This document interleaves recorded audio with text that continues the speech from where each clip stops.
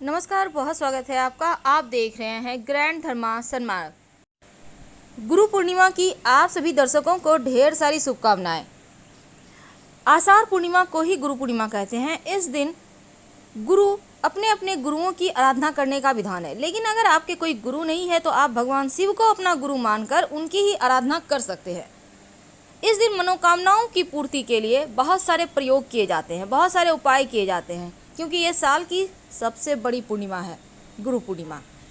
तो गुरु पूर्णिमा के दिन धन लक्ष्मी स्थिर के लिए आप क्या करें? गुरु पूर्णिमा के दिन माँ लक्ष्मी की पूजा जरूर करें भगवान श्री हरि विष्णु के साथ, ताकि लक्ष्मी स्थिर रहे घर में।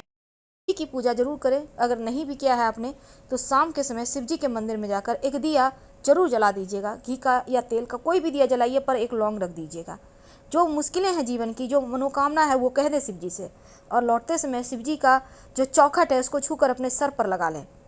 यकीन मानिए सारी आपके बलाएं टल जाएगी, सारी परेशानियां समाप्त हो जाएगी और भोलेनाथ प्रसन्न हो जाएंगे। आपके जीवन में सुख समृद्धि धन बढ़ देंगे। जीवन में अगर धन की मुश्किलें परेशान करें या फिर आपको लगे कि आपकी कुंडली में ग्रहों की स्थिति बहुत ही बुरी चल रही है, तब ऐसे में पूर्णिमा के दिन एक ऐसा प्रयोग जो धन की देवी माँ लक्ष्मी की कृपा बरसाती तो है ही, साथ ही माँ लक्ष्मी स्वयं आपको बस ये समझ लें कि माला माल कर देती है। वैसे हिंदू धर्म में पूर्णिमा का सबसे ज़्यादा महत्व है और इस दिन भगवान श्री हरि विष्णु और माँ लक्ष्मी दोनों की ही विशेष पूजा होती है, साथ ही चंद्रमा की भी पूजा होती है।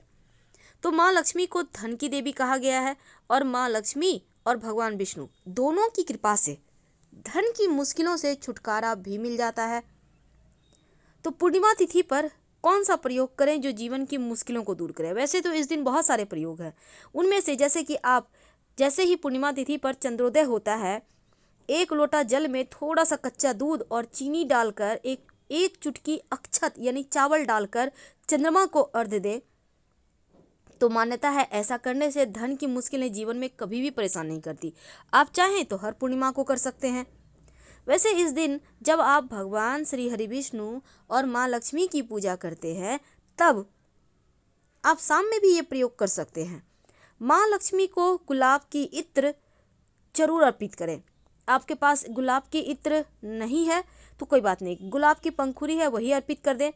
अगर इत्र है तो पूरी बोतल अर्पित नहीं करना, थोड़ा सा रुई में लगाकर अर्पित करें। माँ लक्ष्मी की कृपा से जीवन में जो मुश्किलें हैं ना, वो समाप्त हो जाएगी। वैसे तो ये भी कहा जाता है कि पूर्णिमा तिथि की रात में लौंग का प्रयोग किया जाता है, और पूर्णिमा तिथि के रात में अगर लौंग का प्रयोग किए जाए तो वैसे भी लौंग के प्रयोग से फूटी किस्मत भी चमक जाती है।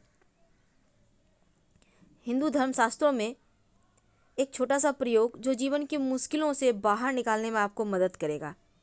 देखिए, कहा जाता है कि अगर पीपल के पेड़ में आप शाम में दिया जलाकर आते हैं पूर्णिमा तिथि पर, तो क्या होता है कि धन की देवी माँ लक्ष्मी बहुत प्रसन्न होती है। लेकिन एक बात याद रखें, अंधेरा होने के बाद पीपल के पेड़ के पास मत जाइएगा, और सुबह 10 बजे तक पीपल के वृक्ष पर माँ लक्ष्मी का आगमन होता है। इसलिए आप सूर्योदय के बाद आप चाहे तो एक लोटा जल में थोड़ा सा मीठा डालकर आप पीपल के पेड़ के जल अर्पित कर दें। इससे भी माँ लक्ष्मी की कृपा बरसती रहती है। अगर जीवन में धन की बहुत मुश्किल हो, तब चंद्रोदय के समय चंद्रमा को चावल का अर्घ्य जरूर दीजिए और चंद्रमा का मंत्र जप करें। आप चाहे तो नमः शिवाय का जप कर सकते हैं, इससे भी आपकी मनोकामना पूर्ण होती है।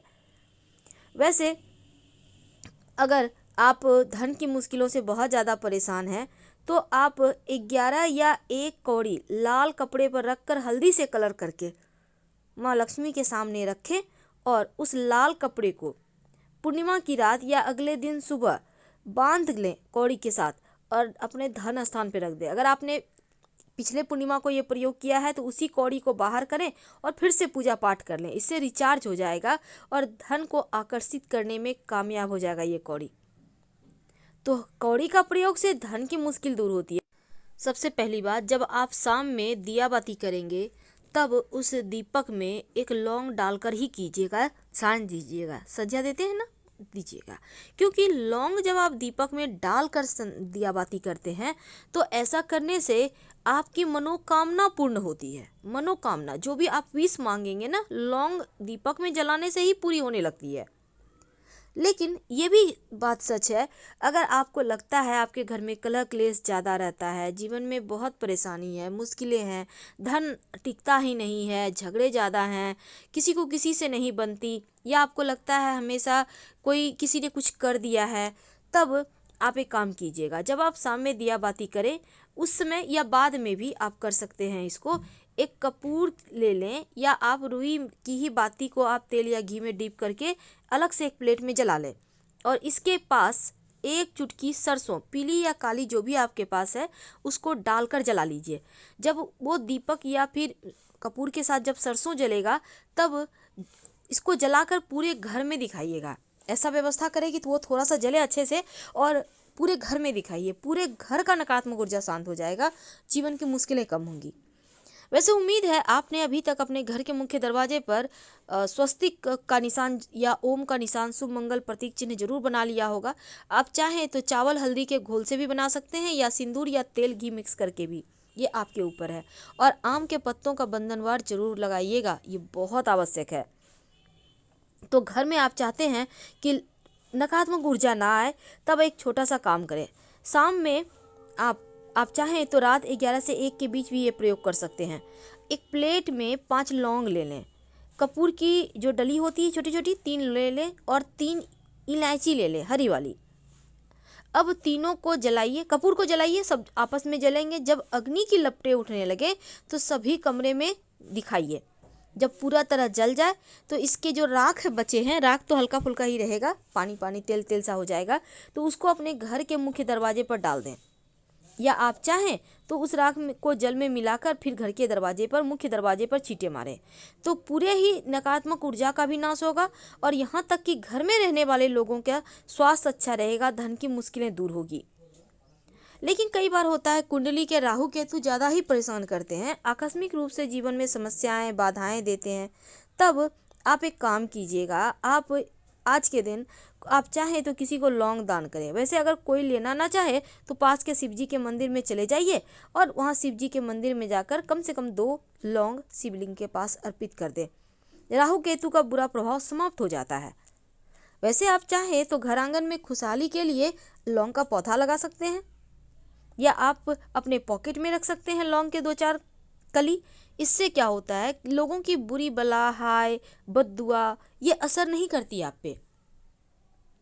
कई बार होता है लोग पैसे तो ले लेते हैं पर उधार देते नहीं, तब इस पूर्णिमा को एक छोटा सा काम कीजिए। आप चाहते हैं कि आपका पैसा उधार जो आपको लोग लेकर बैठ गया है वो आपस को मिल जाए, तब आप रात में कपूर जलाइए और 21 लौंग माँ लक्ष्मी का नाम लेकर उस कपूर के सहारे जला दे। अगर कपूर ना हो तो इस लौंग को आप किसी भी चीज़ के सहारे जला सकते हैं और माँ लक्ष्मी से प्रार्थना करें कि वो जो धन आपका फंसा हुआ है उस व्यक्ति का नाम लेकर आप जलाइएगा इस लौंग को, ताकि आपका धन वापस मिल जाए। अगर आपके पास 21 लौंग नहीं है तब उस व्यक्ति के नाम में जितना अक्षर है उतना ही लौंग लेकर जला दे।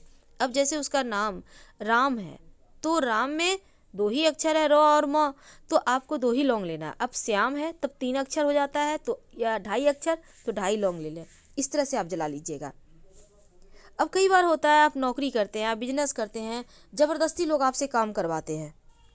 आप चाहते हैं कि लोग आपसे बेवजह ज़बरदस्ती नहीं करें, आपका हर काम आसानी से पूरा हो, तब आप घर से जब भी ज़रूरी काम से बाहर निकले, ऑफिस रोजी रोजगार के लिए बाहर निकले, तो मुंह में एक लौंग लेकर ही घर से बाहर निकले, आपके समस्त कार्य पूरे होंगे।